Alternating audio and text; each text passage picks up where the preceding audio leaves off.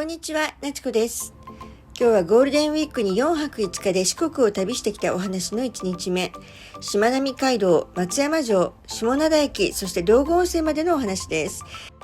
7時5分の松山駅に乗るために今日はタクシーで羽田に来ました。機材は737、15列目の足元広々席をキープして、1時間30分の空の旅の後、松山空港に着きました。滞在5分でもうレンタカー屋さんに行ってね、9時になる前にはしまなみ海道に向かってスタートです。瀬戸内しまなみ海道は広島県尾道市と愛媛県今治市を結ぶ全長60キロの自動車専用道路です。今回はね、松山空港から多々良しまなみ公園までの 77.6 キロを走っています。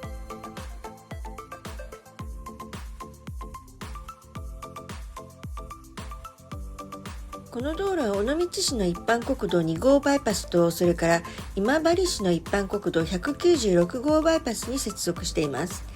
瀬戸内海に浮かぶ芸予諸島の島々を橋で結んでいるんですね。で、新尾道大橋以外の各橋には原付自動車とかね、あと自転車とか歩行者専用の道路が整備されていて、眼下時に美しい島を見ながらサイクリングとかお散歩も楽しめます。1時間30分ぐらい走ってね、到着しました。ここは多々良しまなみ公園。橋の展望とかね、それからお食事などでとても人気のある場所です。因島の目の前でね、広島と愛媛の境目になりますね。大三島インターチェンジ下車でもう降りたらすぐなんですけれども、大三島ってね、大山積神社っていうパワースポットが有名なんで、もしいらっしゃるんでしたらそちらの方もおすすめします。ちょっと外の方にもね、出てみましょう。もう海は目の真ん前にありますね。この日は本当にお天気が良くてね、海がキラキラキラキラ光っててとっても美しかったです。多々良大橋が目の前にあってね、なかなかの迫力なんですね。どうですか？結構いいでしょう？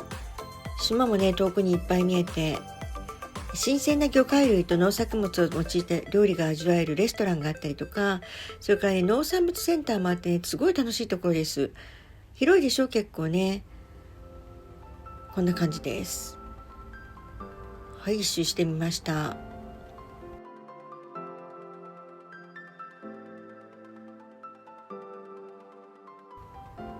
はい、こちらがね、フォトスポットですね。世界有数の社長橋。このね、吊り橋みたいな形、社長橋っていうんですけど、ここらではね、大迫力で見ることができます。さっきね、映ってましたけれども、レンタサイクルもありますからね、ここで車を置いてちょっと橋をサイクリングしてくるっていうのもいいんじゃないでしょうかね。少し早めですけれども、朝昼兼用でお食事をいただくことにしました。海が目の真ん前なのでね、いろんな海鮮のメニューがありますけれども、やっぱりここはお刺身でしょうということで、私もお刺身定食を頼みましたね。海が真横でしょ。ちょっと時間が早かったからね、まだ空いてました。どうですか？お刺身新鮮じゃないですかね。お刺身が美味しいのはね、当然かなとも思ったんですが、ちょっとね、今回の旅行で私四国ってお米が美味しいなって気づきました。他にね、じゃこ天を揚げたてのものも食べてみたり、それから八作大福、これもね、とっても美味しかったです。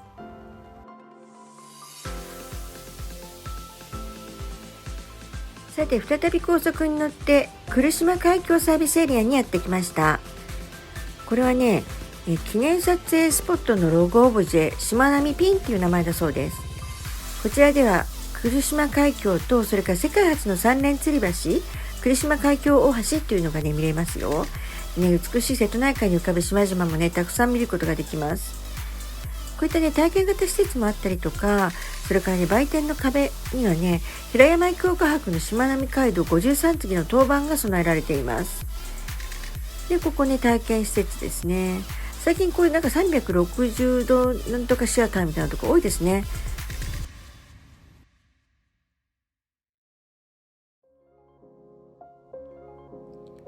売店の方に降りてきまして、みきゃんちゃんのみかんジュースが出てくる水道に来たんですけれども、これどのタイミングで出てくるかわからなくてね、グダグダになっちゃったんですよね。結局手がベトベトで一気飲みすることになりました。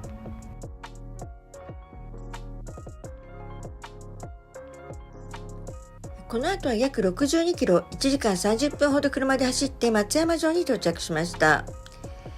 松山城もね、これ標高132メートル、市内の中心地にあるんですけれども、勝山っていうね、丘陵地に築かれている平山城ですね。松山城の本丸にはね、歩いて登る4つのルートがあるそうです。どのルートもね、どんなに健康な人でも相当きついそうなんですね。で、実際にね、城攻めの気分を味わいたいなっていう人はね、ぜひ歩いて、なんならね、走って登っていただきたいと思いますけれども、しかしね、観光で訪れる方には、やっぱりこちらのロープウェイとかね、リフトをお勧めしています。私はね、勢いリフトにしました。これね、グワンガン揺れてるの分かりますか？お子さんとかね、怖がりの方はね、ちょっとね、ロープウェイの方が良かったかなと思います。それね、ちょっとね、私のね、下ビラ新しくしたんですけど、それの調子が悪くてですね、時々その機材が映っちゃってるんですね。しばらく今日一日これになっちゃうと思いますので、大変申し訳ございませんが、お見苦しいけれどよろしくお願いいたします。こう降りましたけれども、ここからね、さらに坂道を10分登っていくんですよ。早回しで回しています。現存12天守の中でね、唯一神藩松平家によって建築されたと言われているこの松山城ですけれども、実際はね、西国大名だった加藤義明さんが着手されました。広大な平山城の完成直前に会津藩に転封になったんですね。次に城主となったのは蒲生忠友さんですよね。蒲生忠友さんは確かお母さんが家康の娘の栗姫だったと思います。ね、二の丸とかを完成させましたけれども、この方もね、後継ぎがいなかったので、1635年に松平定行が城主になりました。それ以降ね、明治維新までの235年間、松山は四国の審判としての役目も担っておりましたね。ね、こんなに美しい城郭をこう見ながら歩いてるところなのに、ちょっとね、右とか左にスタビラーが映っちゃってて、本当に見づらくて申し訳ありません。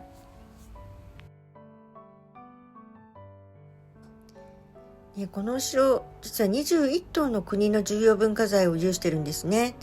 城郭建築としてね、非常に見どころがたくさんあります。落雷屋なんかもあったんですが、安政元年に再建落成した天守が33階地下1階の相当型天守という様式ですね。江戸時代最後の完全な城郭建築になっています。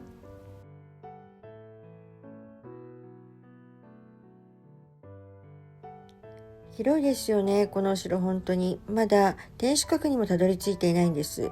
途中でね、この公園で景色を見てからまた上がっていきます。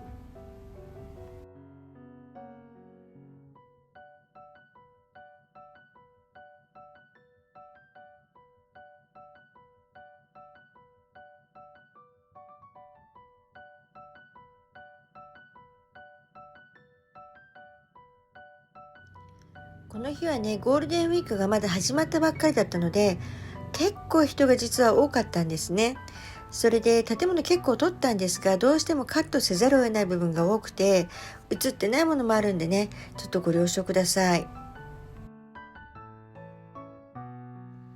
こんな風にね、キョロキョロ上の方を見たりしながら歩いていますと、時々ね、河原にね、葵の御紋が入っています。これやはりね、審判だったということですよね。12天守の中では唯一のものだと思います。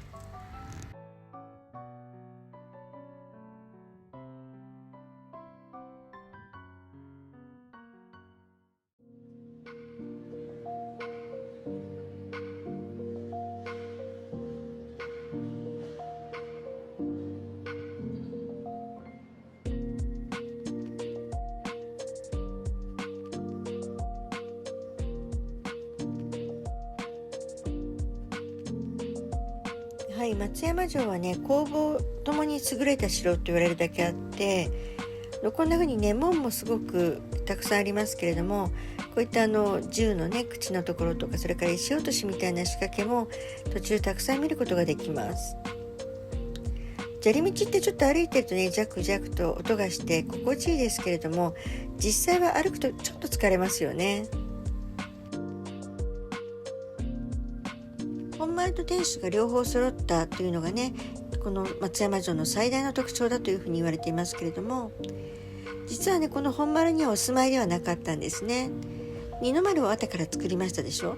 こちらの方が本当のご自身のお家だったそうです。で、本丸はというと迎賓館のように使っていたそうですよ。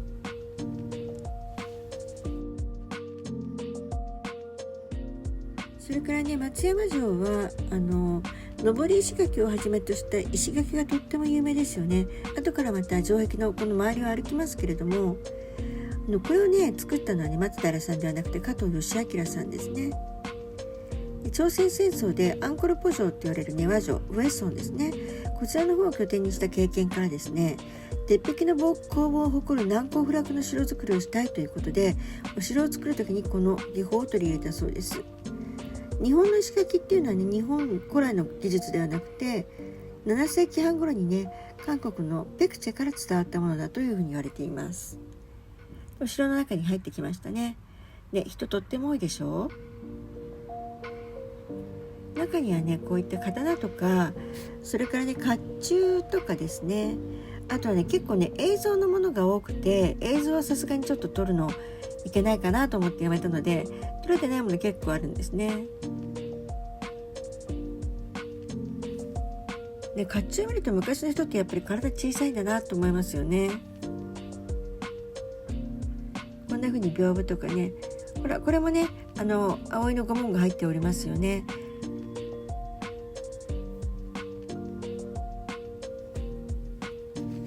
階段を上って、これはね継ぎ目のない建築とかね、こんな風に渡り廊下にやはりお城を守る仕掛けが作られていたりとかねするんですね。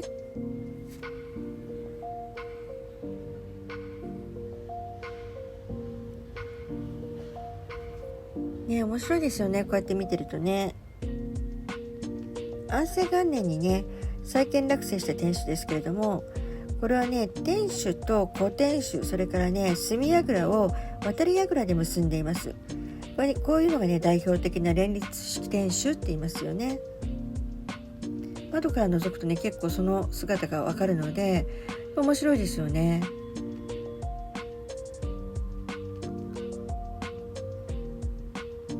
こういったね渡り廊下でつながってるんですよ。渡り櫓っていうんですね。天守に上がってきました。360度本当によく見えますよね。こちら平山城ですけれども、だいたい山城ってこんな風に周りにね今でも町が形成されていますよね。あと近くに高校もありますよね。あれなんででしょうか。はい、こんな感じでねお外に出てきました。で、目の前のお茶屋さんでねお団子いただきました。これ坊ちゃん団子と言います。とっても有名なこの辺のものですね。夏目漱石の坊ちゃん、皆さん読んだことありますよね。中で道後温泉で団子2皿食べたっていう記述があると思いますけれども、それがこのお団子ですね。帰りはロープウェイで降りてきました。結構ね皆さん疲れちゃってるせいか帰りロープウェイって方が多かったですね。だいたい3分ぐらいで地上まで降りてきます。私はこの後ねまた車に乗って30キロほど走りました。到着したのは、JR 四国の下灘駅ですね。下灘駅、もうここはね鉄道ファンの間ではね説明がいらないくらい有名な駅です。ホームに広がる美しい景観からね、これまでも数々の映画とかねドラマ、ヒーローとか、それから鶴葉日誌なんかでもね使われてたかと思いますね。それから JR の青春18切符のポスターなんかにも使われましたね。 JR 四国予讃線 IR 異形灘線区間内の駅ですよね。人がとっても多かったの分かりました？実はね電車がね到着する時間だったんですね。で、夕日も直前ということで人がたくさん集まってました。これね、JR 四国7000系キハ32型9ってやつですかね。これあれですよね、低予算の最初のワンマン機動車ってやつですよね。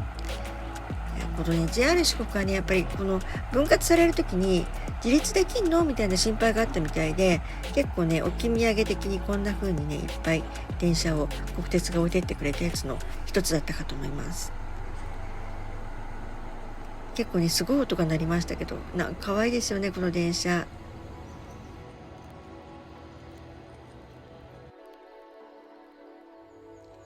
大街道商店街まで戻ってきました。本日泊まるホテルはですね、ホテルビスタ松山、新しいホテルですね。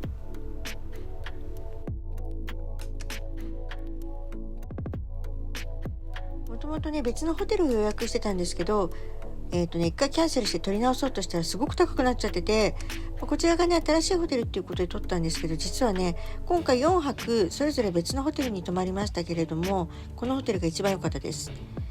設備もねとても新しいし、それからこんな風にね洗面所も独立してるでしょ。それからお手洗いとお風呂も全部独立型です。新しくてね何より綺麗でしたし、それからねお風呂がねとっても広くて、しかも道後温泉のね入浴剤があったり椅子があったり、なんかねもう至れり尽くせりでした。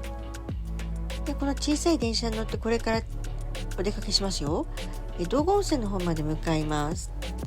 これねお釣りが出ない180円という中途半端な値段なので、ぜひね乗られる方は両替機はありますけれどもね、乗った時に壊れてますので使われませんみたいなこと言ってましたから、小銭を用意していくことをお勧めします。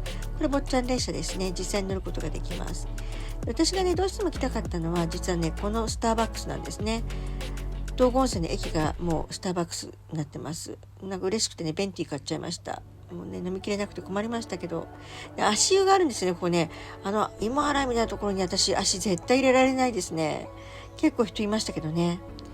商店街ちょっと2倍速で、しかもなるべく人を移さないようにということで、撮ってますのであれですが、鯛めし屋さんはねもう全部行列、どこのお店も行列、この道具プリンも全部行列ということでね、抜けるとこの、蜷川美香さんが作ったこれがあるね、これ外湯のところです。これどう？私ちょっとあんまりこれ好きじゃないんだけどね。これ本館の方ですね。